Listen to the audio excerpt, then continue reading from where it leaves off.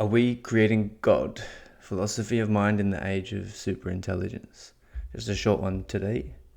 So the references used to create this essay were a really old Lex Fridman conversation with Elon Musk 5 years ago, I think, and then a more recent conversation just last week with Carl Schulman on the 80,000 Hours podcast. So what if you had a minute with God? Or more specifically, the opportunity to ask a supreme intelligence a single question, whichever resonates more. What would that question be? Do you remember Elon Musk's question? Maybe you or somebody else creates an AGI system and you get to ask her one question. What would that question be?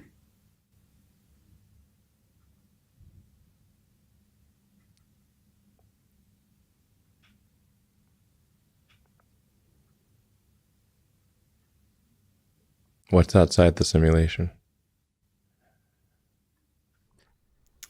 Creepy. What's outside the simulation?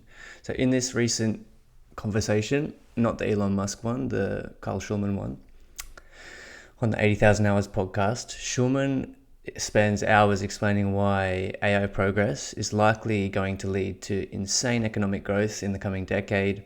He explains why most economists are wrong and how current economic models actually point to explosive economic growth. Schulman's widely regarded one of the most must-listen modern minds on how things unfold post-intelligence explosion. I've spoken heaps about the intelligence explosion. Basically, it's this idea that AI creates smarter AI, which creates super smart AI until humans are so comparatively dumb and irrelevant that we resemble a big sack of potatoes attempting to learn quantum physics. Most people agree that this moment is coming sooner rather than later. But I don't know about you, but if I had a single question with the Supreme Creator, I wouldn't be asking how the economy looks in 3 years. It'd be nice to know whether to load up on Microsoft, Apple, Nvidia, gold, Bitcoin, or the Chinese yuan, but I'd for sure have some more pressing philosophical questions if I had just one. Something closer to Elon's what's outside the simulation. Something related to philosophy of mind. So in very simple terms, philosophy of mind is us humans trying to make sense of how our minds work and what is going on. What is the mind? How do we think, feel, and experience stuff? How does the mind relate to the body and the brain?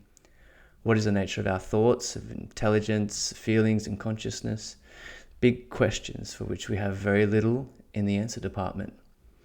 So it took 3 hours and 30 minutes into this Schulman conversation, but they did eventually delve into the more philosophical territory, the implications of AI progress on philosophy of mind.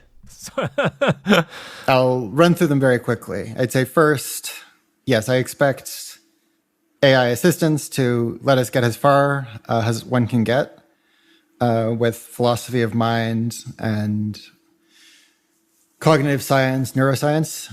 You'll be able to understand exactly what aspects of the human brain and the algorithms implemented by our neurons cause us to talk about consciousness and how we get emotions and preferences formed around our representations of sense inputs and whatnot. Likewise. I love this stuff. So in other words, AI is probably going to take us further toward understanding the deep mysteries of life, of intelligence, of consciousness, of memory, even the more practical but equally mysterious functioning of the brain, intelligence, and emotion. So how often do you stop to consider the deeper questions of life and existence?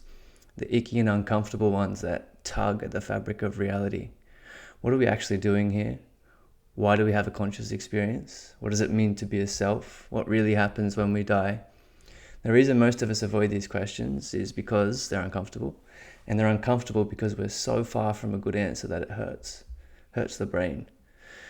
An intelligence explosion in AI means radical changes to the economy, yes, but it also means we'll get some answers, or at least a few turtles deeper down the WTF is life spiral.